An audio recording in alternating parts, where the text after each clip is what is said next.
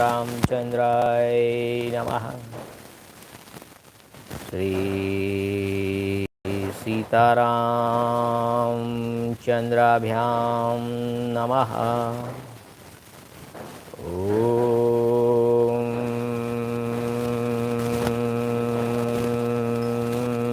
राम रामाय नमः।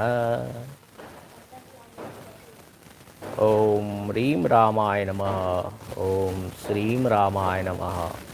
ओम ऐं रामाय नमः। श्रीरामचंद्र चरणो मनसा स्मरामि। श्रीरामचंद्र चरणो वचसा गृह्णामि। श्रीरामचंद्र चरणो शीर्षा नमामि। श्रीरामचंद्र चरणो शरणं प्रपद्ये। नमस्कार वडीलों मित्रों, मैं ठक्कर आशीष आपका Shrimad Valmiki Ramayana original Valmiki Ramayana narrated by Valmiki Rishi, the glory of Bhagwan Shri Ram. जय श्री राम, जय जय श्री राम। आपका हार्दिक स्वागत करता हूँ। जय Shri Ram. This is original Valmiki Ramayana narrated by Valmiki Rishi, publish by Gita Press Gorakhpur. अगर ये बुक आप मंगवाना चाहते हैं तो www.geetapress.org पर से मंगवा सकते हैं। This is nominal charges for that. Hindi एवं इंग्लिश में एपिसोड नंबर 242 सुंदरकांड और 18वां सर्ग हम पहुँचे हैं। अब तक हमने देखा कि सीता जी का वर्णन किया है हनुमान जी ने कि सीता जी राम जी के योग्य हैं और राम जी सीता जी के योग्य हैं, क्योंकि सीता जी पातिव्रत्य धर्म को पालन करती हैं और उनकी दृष्टि सदा श्री राम में है। वो राजकुमारी होने के बावजूद अपने पति प्रेम के कारण जंगल यानी कि अरण्य और 14 वर्ष का वनवास भी उनके पीछे पीछे छाया की तरह चली आई है। तो इतना बड़ा बलिदान, इतना बड़ा त्याग, तो ये हमारे भारत की स्त्रियों के आदर्श हैं, सीता माता। तो आगे देखते हैं हनुमान जी सीता जी का क्या वर्णन करते हैं। तो शुरू करते हैं हिंदी एवं इंग्लिश में। श्री राम कथा परम पवित्र पुण्यशाली, हजारों जन्मों के पाप को दूर करके नाश करके पुण्य का उदय करने वाली ये परम पवित्र कथा का जो रसपान कर रहे हैं उनको मेरा जय श्री राम। 18वां सर्ग। अपनी स्त्रियों से घिरे हुए रावण का अशोक वाटिका में आगमन और हनुमान जी का उसे देखना। 18 सर्गः Canto 18। Perceiving Ravana surrounded by hundreds of young women and approaching Sita towards the close of night, swayed by passion as he was, Hanuman, who was perched on the top of the Simsapa tree, silently comes down in order to scan the figure of Ravana and hide himself in the boat in order to avoid observation. इस प्रकार फूले हुए वृक्ष से सुशोभित उस one की शोभा देखते और विदेह नंदिनी का अनुसंधान करते हुए हनुमान जी की वह सारी रात प्रायः बीत चली। केवल एक प्रहर रात बाकी रही। While Hanuman was thus keenly observing the grove with its tree in blossom and looking for an opportunity to see more closely Sita, princess of the Videha territory, the night was well night spent.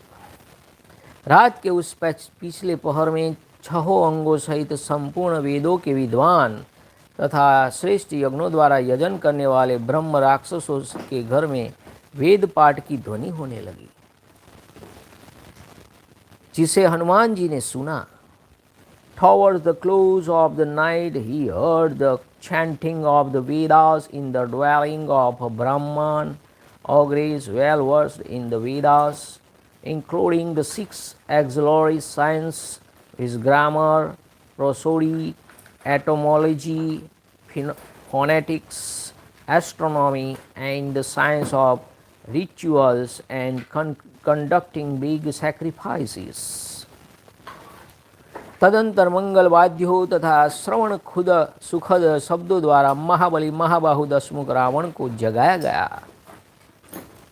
Recently, the mighty arm Ravan, the 10-headed monster who was endowed with extraordinary strength, was awakened by means of musical instrument played on festive occasions as well as by means of praise, revising the ears and mind.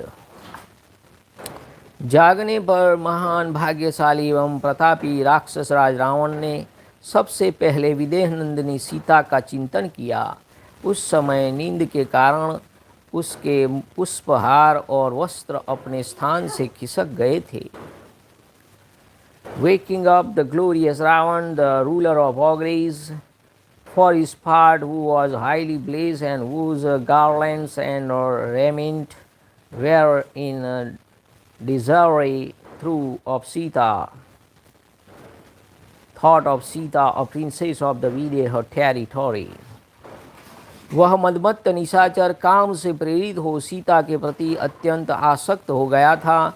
अतः उस काम भाव को अपने भीतर छिपाए रखने में असमर्थ हो गया था. Irresistibly drawn towards her by passion, the ogre, who was intoxicated with a drink, could not, however, suppress the passion in his mind. देखिए, रावण कोई अच्छा पुरुष नहीं था, वो कामी पुरुष था. जो पराई स्त्री किसी की पत्नी है उस पर भी वो खराब दृष्टि से देखता था. तो जो रावण को महान बताने वाले लोग होते हैं, लंकेश अपनी कार पे भी लंकेश लिखवाते हैं, तो ऐसे लोगों को सोचना चाहिए कि रावण कौन था. वो कामी पुरुष था, लंपट था. तो कभी भी उसका दर्शन तो क्या, उसका जो स्मरण भी नहीं करना चाहिए.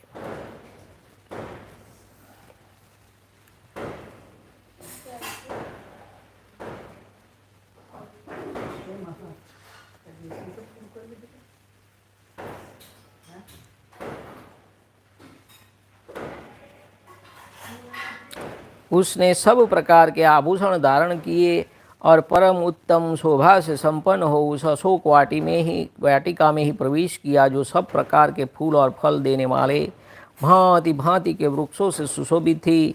नाना प्रकार के पुष्प उसकी शोभा बढ़ा रहे थे. बहुत से सरोवरों द्वारा वह वाटिका घिरी हुई थी. सदा मत वाले रहने वाले परम अद्भुत पक्षियों के कारण उसकी विचित्र शोभा होती थी. कितने ही नयना भी राम क्रीड़ा मृगों से भरी हुई वह वाटिका भांति भांति के मृग समूह से व्याप्त थी. बहुत से गिरे हुए फलों के कारण वहाँ की भूमि ढक गई थी. पुष्प वाटिका में मणि और सुवर्ण के फाटक लगे थे और उसके भीतर पंक्तिबद्ध वृक्ष बहुत दूर तक फैले हुए थे. वहाँ की गलियों को देखता हुआ रावण उस वाटिका में घुसा.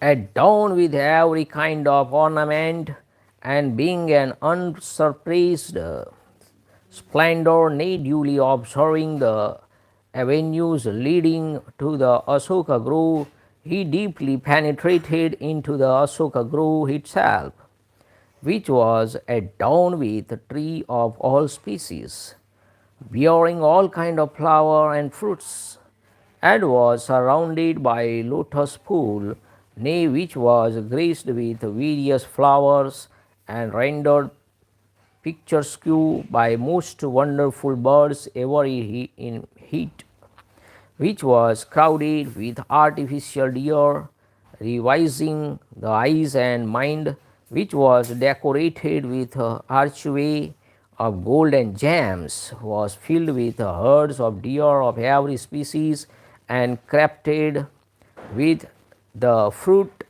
fallen from above and was ever full of trees.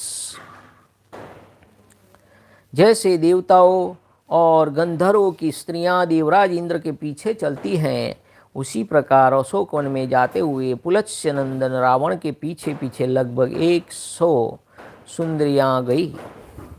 Only 100 ballets for his part followed that grandson of Pulatsya as he walked to the Ashoka grove, even as a celestial and Gandharva woman follow the mighty Indra wherever he goes. उन युवतियों में से किन्हीं ने सुवर्णमय दीपक से ले रखे थे, किन्हीं के हाथ में चमर थे, तो किन्हीं के हाथ में ताड़ के पंखे थे. Some women among them bore torch with gold handle, others carried chavaris in their hands, while still other bore fans of palmary leaves. कुछ सुंदरियां सोने की झारियों में जल लिए आगे आगे चल रही थी और कई दूसरी स्त्रियां गोलाकार वृषि नामक आसन लिए पीछे पीछे जा रही थी. Some carried water in golden awars ahead, while others followed in the rear, taking cushions with circular ends. कोई चतुर चालाक युवती दाहिने हाथ में पेय रस से भरी हुई रत्न निर्मित चमचमाती कलश लिए हुई थी. Some compliant woman held in her right hand alone on that occasion a shining pitcher made of jewels and filled with wine. कोई दूसरी स्त्री सोने के डंडे से युक्त और संपूर्ण चंद्रमा तथा राजहंस के समान श्वेत छत्र लेकर रावण के पीछे पीछे चल रही थी. Yet another followed in the rear, talking a canopy resembling a swan and shining brightly like the full moon with a handle of gold. जैसे बादल के साथ साथ बिजलियां चलती हैं, उसी प्रकार रावण की सुंदरी स्त्रियां अपने वीर पति के पीछे पीछे जा रही थी. उस समय नींद के नशे में उनकी आंखें झपी जाती थी. Their eyes overcome with sleep and intoxication, the excellent concert of Ravana followed their valiant lord of flashes of lightning follow a cloud.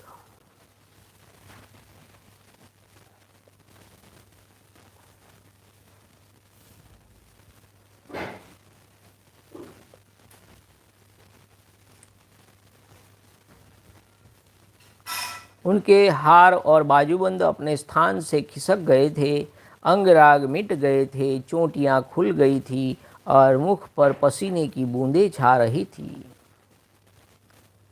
Their necklace and armlets got slightly displaced, their coat of sandal paste got affected, their looks got disheveled, and their faces got moistened with sweat.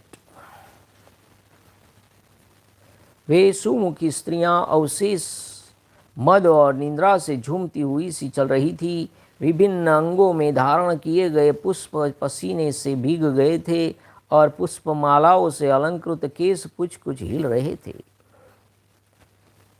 These women with lovely faces were staggering under the surviving trace of intoxication and sleep, the flowers of their person, and got shriveled by perspiration, and their locks shook along with the wreaths that decorated them. जिनकी आंखें मदमत्त बना देने वाली थी, वे राक्षस राज की प्यारी पत्नियां अशोक वन में जाते हुए पति के साथ बड़े आदर से और अनुराग पूर्वक जा रही थी.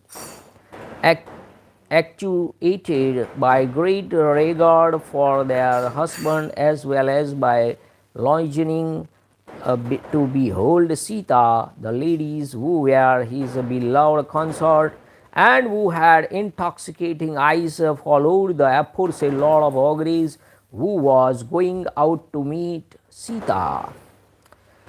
उन सब का पति महाबली मंदबुद्धि रावण काम के अधीन हो रहा था। वह सीता में मन लगाए मंद गति से आगे बढ़ता हुआ अद्भुत शोभा पा रहा था।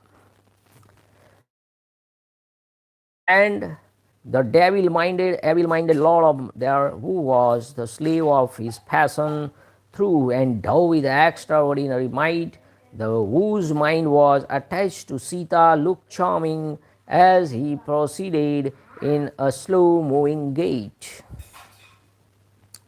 उस समय वायुनंदन कपिवर हनुमान जी ने उन परम सुंदरी रावण पत्नी की करधनी का कलनाद और नुपुरों की झनकार सुनी।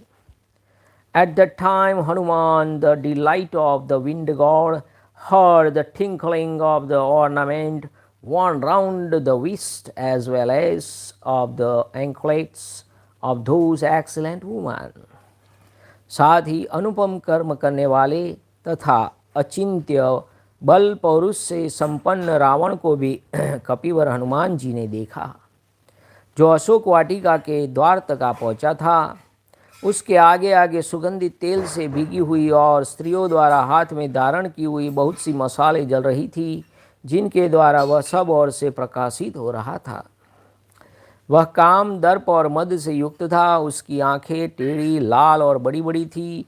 वह धनुष रहित साक्षात कामदेव के समान जान पड़ता था। उसका वस्त्र मथे हुए दूध के फेन की भांति श्वेत, निर्मल और उत्तम था। उसमें मोती के दाने और फूल टके हुए थे। वह वस्त्र उसके बाजूबंद में उलझ गया था और रावण उसे खींचकर सुलझा रहा था। Hanuman also found arrived near the gate of the Ashoka Grove Ravana, who had accomplished unparalleled deeds and was endowed with the inconceivable might and virility, who was illuminated on all sides with numerous torches fed with fragrant oil, and being borne ahead, who was full of passion and vanity and intoxicated too, who had large oblique and coppery eyes, and looked like a Love himself, bereft of his bow, and was disengaging and readjusting the excellent and the stainless upper garment, which was white as the foam of churned milk, decorated with flower and superior pearls, and had got entangled with his armlets।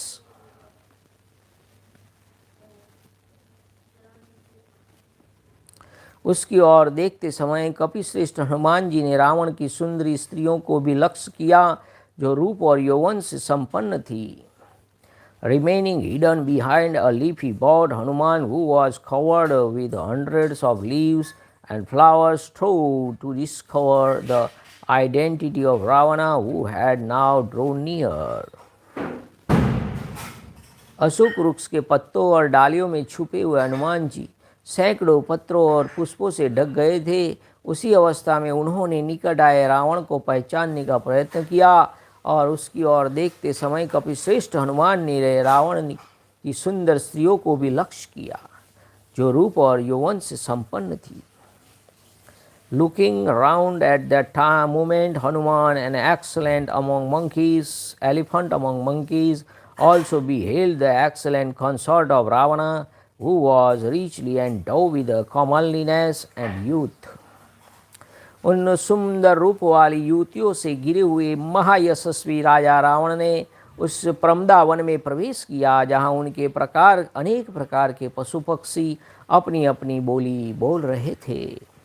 Surrounded by those women of the charming exterior, the highly illustrious king Ravana deeply penetrated into that pleasance for the use of ladies, rendered noisy by deer and birds। वह मतवाला दिखाई देता था। उसके आभूषण विचित्र थे, उसके कान ऐसे प्रतीत होते थे मानो वहाँ खूंटे गाड़े गए हो। उस प्रकार वह विश्रवा मुनि का पुत्र महाबली राक्षस राज रावण हनुमान जी के दृष्टिपथ में आया। ताराओं से गिरे हुए चंद्रमा की भांति वह परम सुंदर युवतियों से घिरा हुआ था। महातेजस्वी महाकपि हनुमान जी ने उस तेजस्वी राक्षस को देखा और देखकर यह निश्चय किया कि यही महाबाहु रावण है। पहले यही नगर में उत्तम महल के भीतर सोया हुआ था। ऐसा सोचकर वे वानरवीर महातेजस्वी पवन कुमार हनुमान जी जिस डाली पर बैठे थे वहाँ से कुछ नीचे उतर आए, क्योंकि वे निकट से रावण की सारी चेष्टाएं देखना चाहते थे।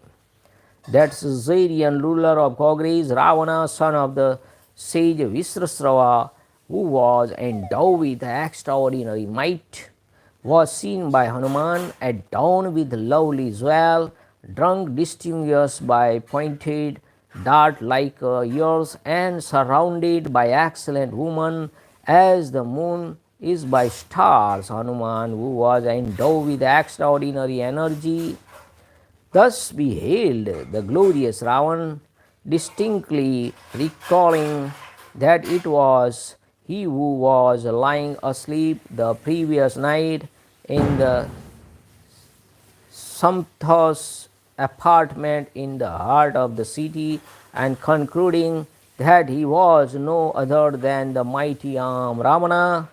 Hanuman sprung from the lions of the wind God got down from the broad on which he was perched.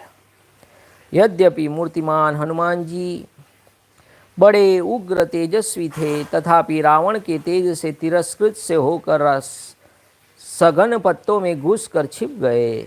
Over head down by the brilliance of Ravana, through himself possessed of terrific energy, the sagacious Hanuman stood rooted and concealed behind a bough thick with leaves.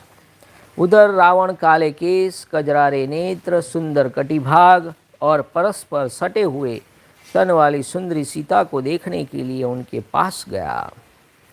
Keen to see Sita of charming limbs and well-kent breast, the ends of whose trees were black and the corner of whose eyes were also dark, Ravan approached her. इस प्रकार श्री वाल्मीकि निर्मित आर्ष रामायण आदि काव्य के सुंदरकांड में 18वां सर्ग पूरा हुआ। इत्यार्षे श्रीमद् रामायणे वाल्मीकि आदि काव्ये सुंदरकांडे षष्टादश सर्गः, thus end Canto 18 in the Sundarakānda of the glorious Ramayana of Valmiki, the work of a rishi and the oldest epic. जय श्री राम। अब एक छोटा सा सर्ग है, 19वां सर्ग। 19वां सर्ग रावण को देखकर दुख, भय और चिंता में डूबी हुई सीता की अवस्था का वर्णन।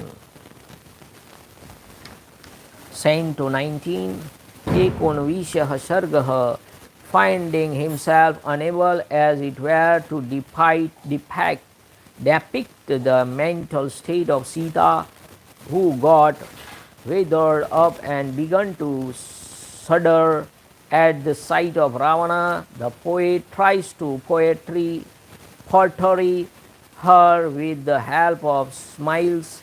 Arrived in her presence, Ravan tries to win her.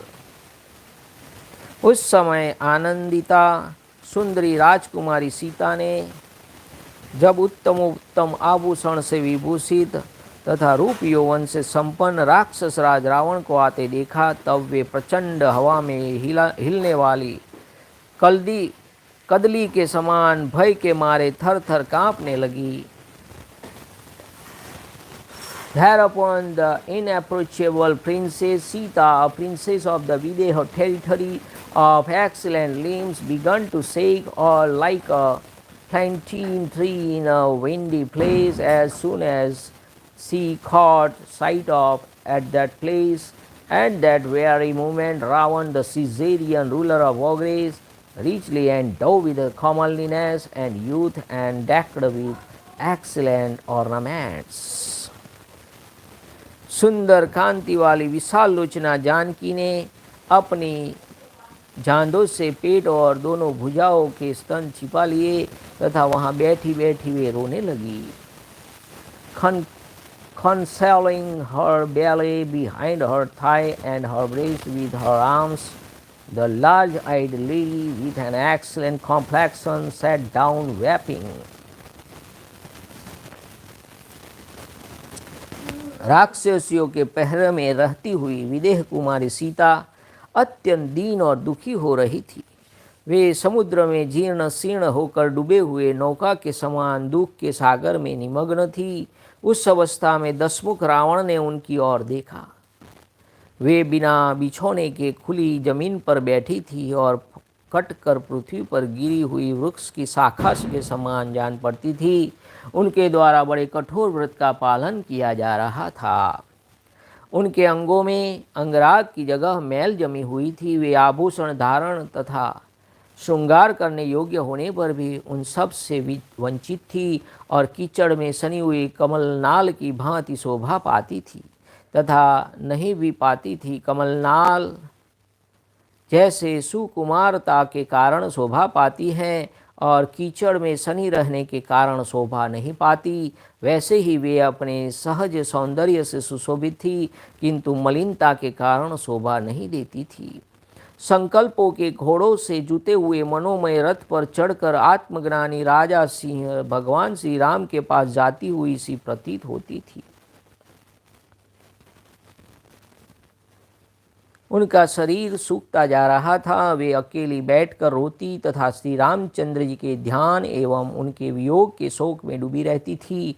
उन्हें अपने दुख का अंत नहीं दिखाई देता था। वे श्री रामचंद्र जी में पूर्ण अनुराग रखने वाली तथा उनकी रमणीय भार्या थी।